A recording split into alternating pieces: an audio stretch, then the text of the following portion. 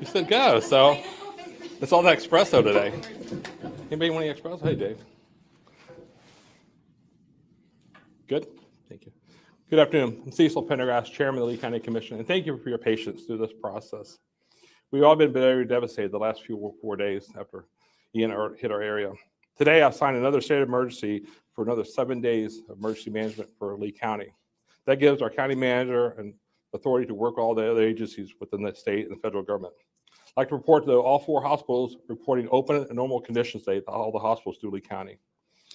We have some circumstances in Lee County that is not normal, though, that is Sanibel and Pine Island access to those roads and those islands. And those residents, we are concerned about their safety and also the recovery of the people that are still there, the victims. Coast Guard will still continue to bring water to those areas and for a short-term mission. As the governor announced yesterday, 500 National Guardsmen will be deployed to Lee County as of today to provide security for the barrier islands of Pine Island, Matlacha, and for Sanibel and Captiva. They will be here until we have law and order. We will continue to have law and order in Lee County to protect property. We have a short-term plan in place to replacing the Pine Island Road going into Pine Island and Matlacha. That will be done in a short term. That's being finalized now with FDOT, Florida Department of Transportation. That will give access to Lee County Emergency Services and all the contractors and for the residents to get on and off the island. Meanwhile, we urge the residents that are still there to use our resources to leave the islands until we come everything back to normal within Pine Island and Sanibel. We work with the city agencies. There's a plan in place. Next, I'd like to introduce Ben Siegel, who is our airport executive director. Some good news from RSW. Thank you, Mr. Chairman. Again, Ben Siegel with the airport. As you know, our airport's runways open within 24 hours after the storm to support military rescue and humanitarian efforts. Since then, we've been coordinating efforts to get the airport open for commercial operations, and I'm pleased to let everybody know that effective on October 5th, Wednesday, we'll be opening the airport for limited commercial operations. What that means is that, we're going to have some, our community is going to be able to start traveling in and out of the airport on a limited basis. I just ask that everybody be patient when they're going through the airport. It's not going to be the same airport that you see that you're used to seeing. We're going to have limited concessions, food and beverage. But we're going to be doing the best we can to take care of all of our travelers that come through the airport. The rental cars will be open. Our parking lots, of course, will be open. And this will be a slow rollout. Our challenges have been staffing. And we deal and coordinate with a lot of different agencies and companies to make all this happen. We've tested all of our equipment and all of our systems. They are all working properly and we're ready to go. But we're going to have to just roll this out on a slow, a limited basis, and we're hoping to get to full operations as soon as we can. So thank you. Thank you, Ben, for the update. One thing I also like to stress is to residents, I said it yesterday, hopefully be patient. I know in some parts of the county, it looks like everything's back to normal. Publix is open, people are shopping, some restaurants are open. But remember, we still have over 400 traffic signals down in Lee County that are not operational. So we urge residents still to stay home as much as possible.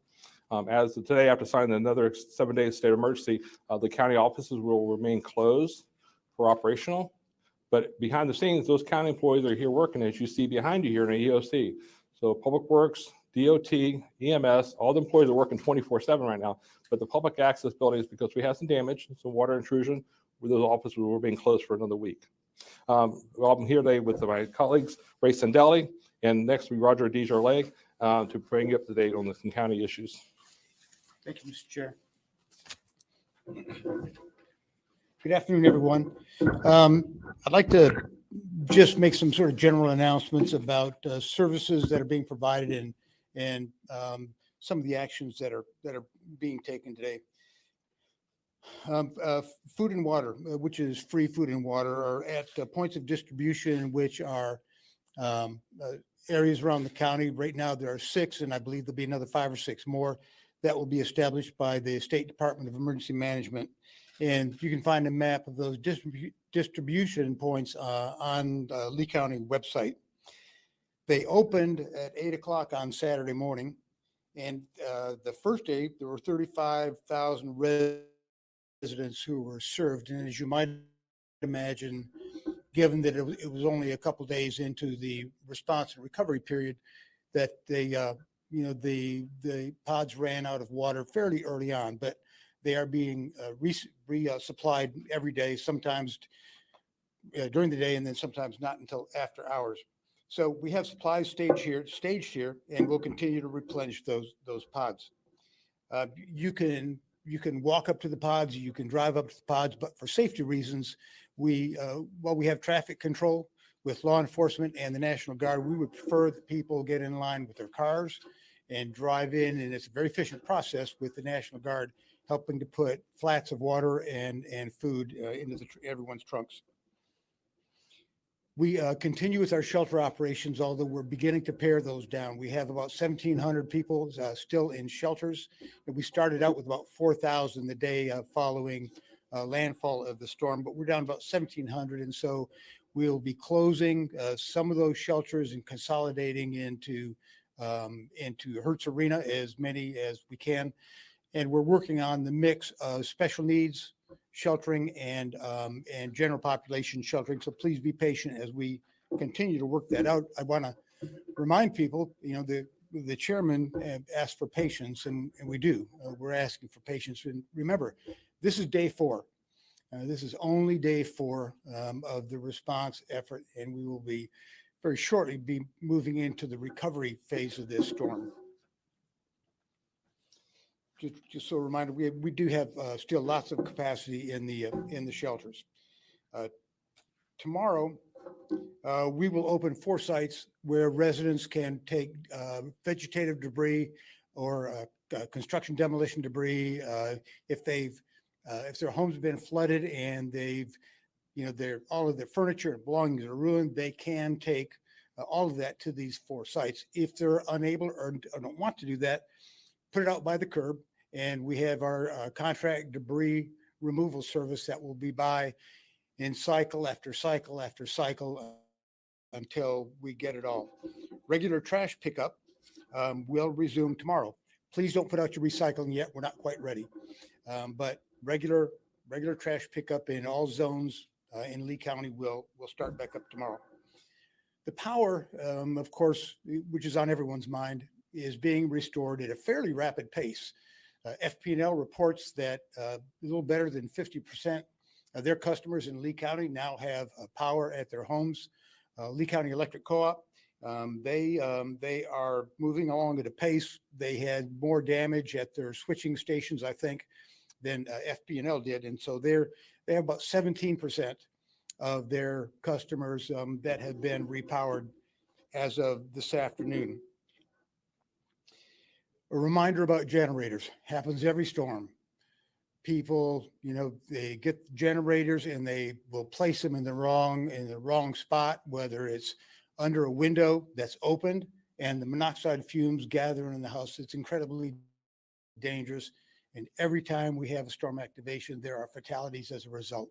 We remind people, have those generators at least 10 feet away from your home, at least, for safety reasons that are pretty obvious. So the chairman mentioned transportation to the islands, and if we've got Fort Myers Beach, Pine Island, and Sanibel are the islands of primary concern. So let's start with Pine Island. We have been working with the State Department of Transportation, and I think we're fairly close to a plan that will provide temporary bridging at the site that has failed in Matlacha.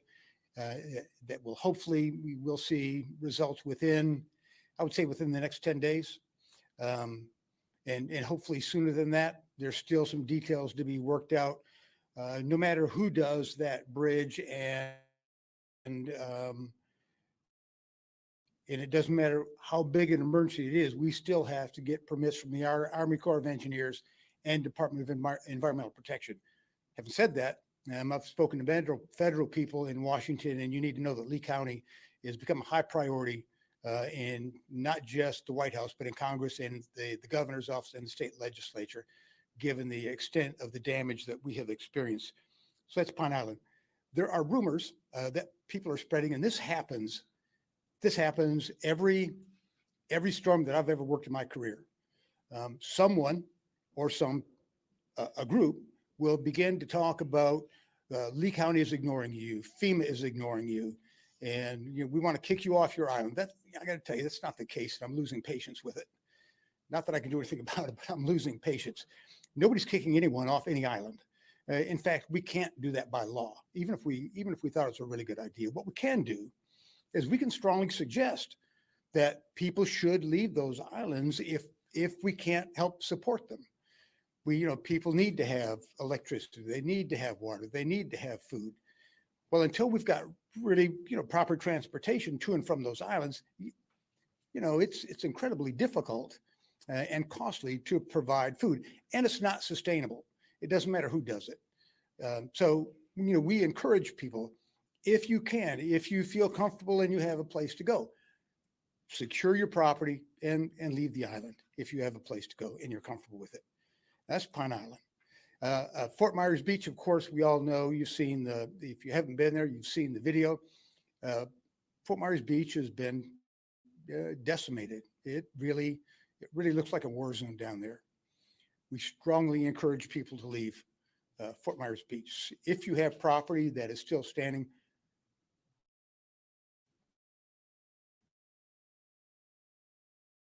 visit your property, take the belongings, things that are personal to you, if you can, and leave them a place to stay. Staying, though, the grid has been de-entered, public safety hazard.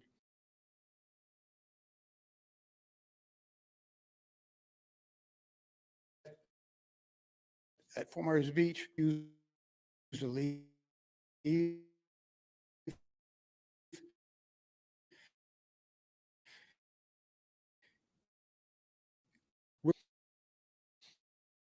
and we simply don't have a number yet that I would consider to be reliable. We have a number, it's likely to go up, but it's impossible to say. And to have a lot of people out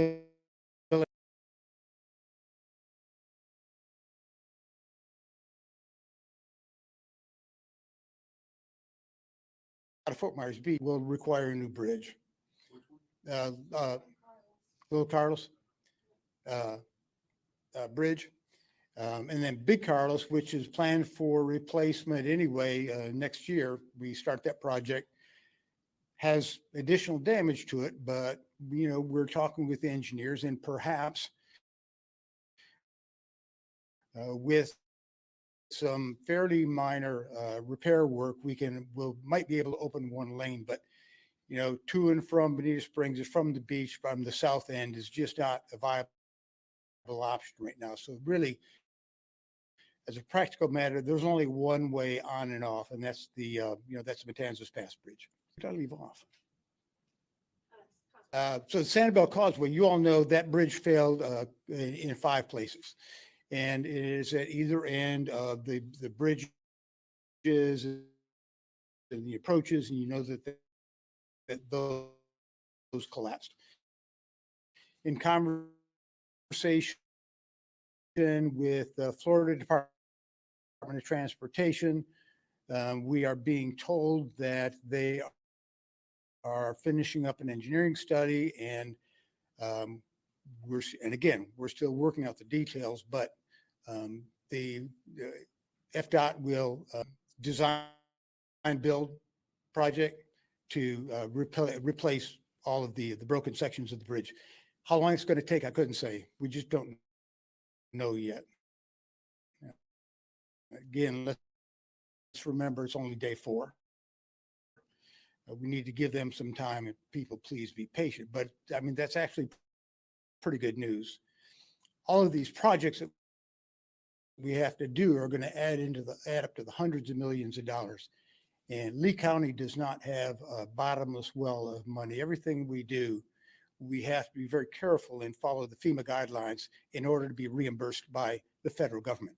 So far, we're in a category where FEMA will reimburse Lee County for 100% of our costs for the next 30 days.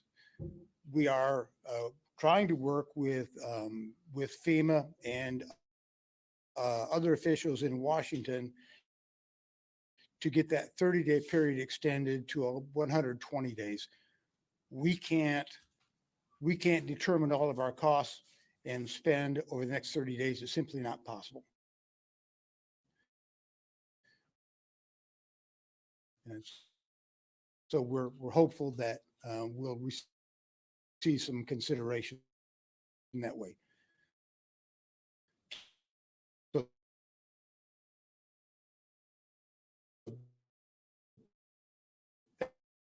that's good news for Sanibel. The chairman mentioned that the governor authorized 500 National Guardsmen to be deployed to Lee County for security in the Barrier Islands. I know they're in town. The actual deployment is not. And so, yeah, last but not least, Pets. University of Florida is deploying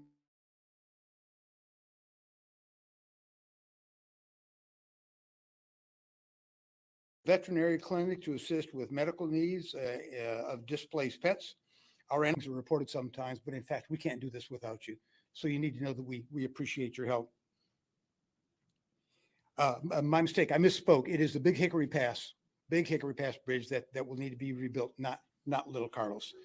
I misspoke. So if you'd help correct that, please. And so I'll turn it back to the chairman, and if you have some questions, we'll be happy to answer. Thank you, Roger. As you see, this is county. Everything is happening. There's so much going on behind the scenes, and again, this tragic. Where the number the sheriff they reported. I think we have the sheriff reported 42 deaths. And that's something I've never seen in my 38 years of public safety here in Lee County in service.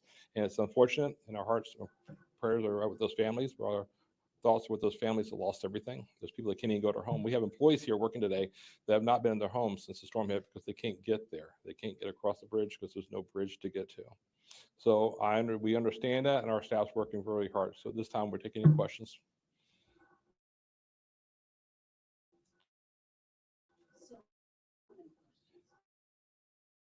Starting with the numbers, evacuation numbers, how many do you know have been evacuated from Pine Island, from Sanibel, from the far out islands on the bridge? Do you have ballpark? So I know the number from a couple of days ago, total for Lee County. Our shelter is tucking a little bit over 5,000. Rescue. Walked off with helicopters or taken out in boats or the dramatics. Sandra, do you have that number? So many of the teams that are in county right now are from the federal government. So they are taking track of those numbers. So we've requested to be able to receive that data. So we don't have a specific number right now. We know our own search and rescue teams locally here. So we know it's in the thousands of people that have been evacuated. Yes, but as soon as we have a solid number, we can share that. How long will that operation go on? Just until you're sure nobody else is there? Well, I was on Florence Beach last night with Urban Search and Rescue, and they're going to go house to house, building to building on those Barrier Islands, Florence Beach, Sanibel, showing which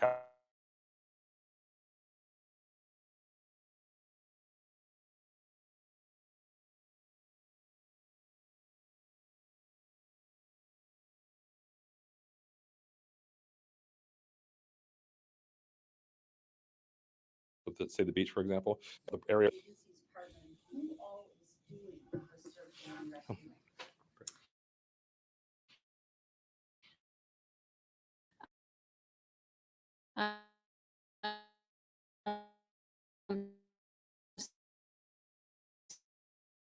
So we have a number of federal search and rescue teams that are here deployed. All of our deployments are run through the state emergency operations center. We have Florida search and rescue teams, urban search and rescue teams as well.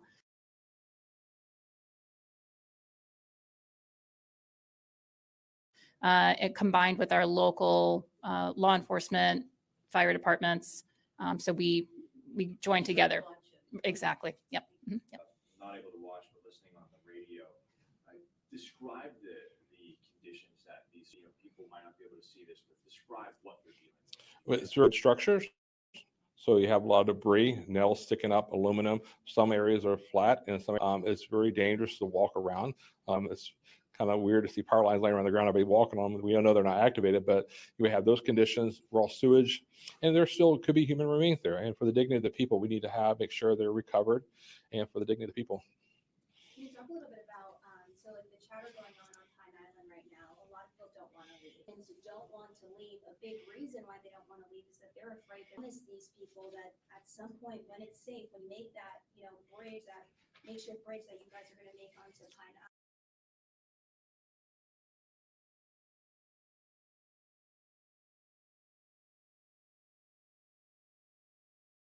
Their insurance claims, and we're obviously going to make those conditions for the people to get there. And it may be case by case, depends on what kind of road structure we have, or how much travel until the primary future structure is built. But we will be able to get people back and forth. It will not be a daily routine, though. I will tell you that for the first few weeks, so because it's going to be done in a very organized manner, so it's safe for everybody. County manager, you were saying we could see some sort of passable way to get on to Pine Island within 10 days. That's possible. That actually that is the goal, and it's not impossible. You'd be surprised how fast you can actually build a bridge if you can get rid of a lot of the bureaucracy, and that's where we are. The federal and state agencies who have to give the permits, our project goes right to the very top of the stack. If we want to build a bridge next week, without this kind of a storm condition, we'd submit our application along with the other hundreds of thousands of applications that they've received. So it's just we get that special attention. The actual construction project itself, that's the easiest part of the project. Yes, ma'am. As far as water, I know you guys were dealing with some broken pipes. What's the situation looking like to restoring water into homes? So the Lee County utility systems, the areas for which we were responsible, as of fairly early yesterday, we started building pressure back into the system. I know that last night at about 11 o'clock, we had about 45 pounds of pressure, and we're inching it up slowly till we get in the water mains to just about 80 pounds of pressure. And along the way, as you might imagine, with the shifting grounds, the higher the pressure goes, the more leaks we find.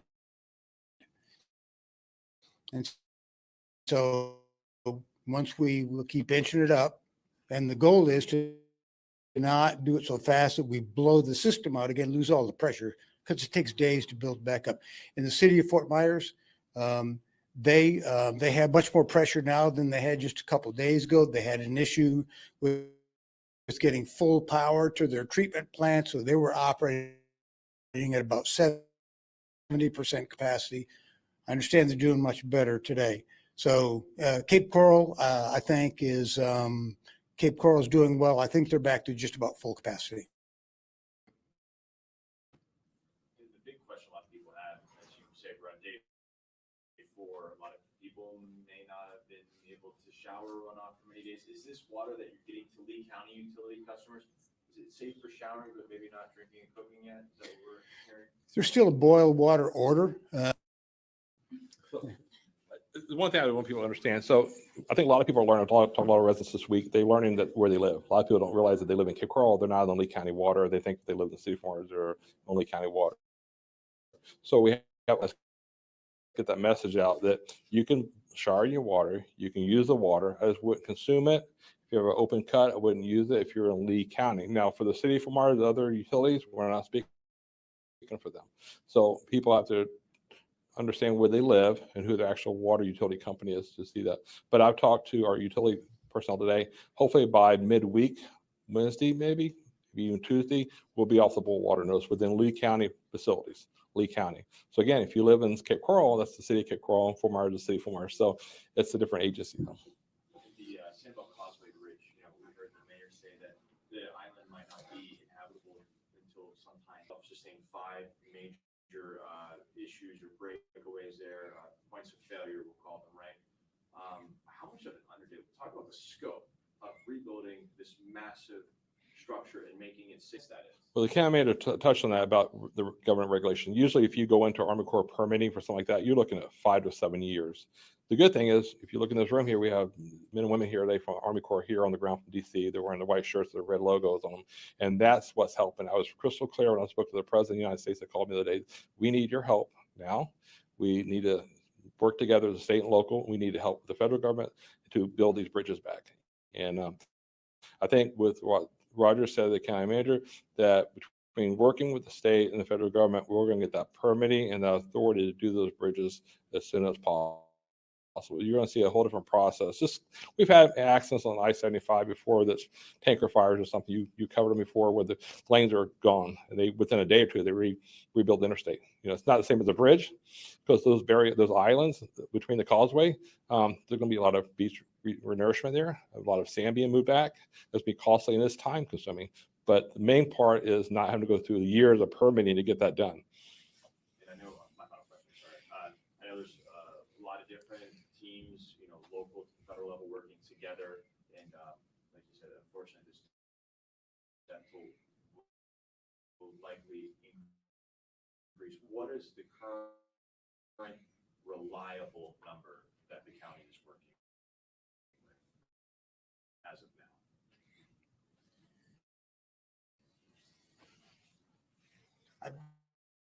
I would hate to represent to you a number that I'm not certain of. And so and even to the caveat of a reliable number, I think it's safe to say we're in the double digits, less than 50, but the real reliable number, we just don't have it yet. Okay. I like that. Yeah. Just Go ahead. speaking of things that people are saying behind the scenes, and even the New York Times, there's the question about how we calculated the evacuation.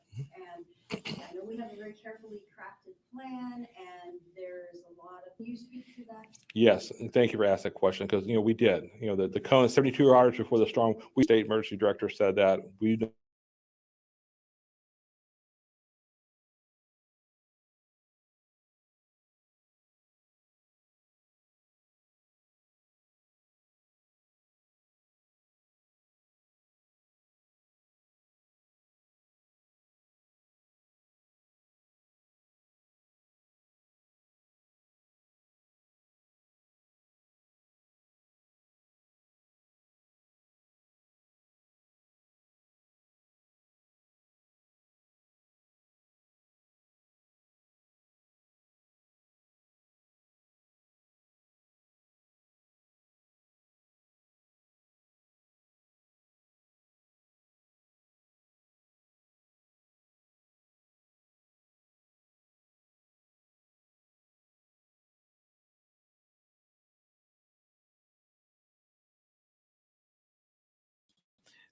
They were there yesterday at the distribution points. We're talking about security on the islands. Take the time to simply say thank you to them. They're away from their families. They're serving our country, serving our communities. And a simple thank you means a great deal to them. So as a veteran, it's appreciated. Thank you. Any other questions? We'll be hearing from us, I'm sure, again this week. We have a message. We want to, you want to do that now with the Miami firefighter? Okay, great. Thank you very much for your time. See you tomorrow.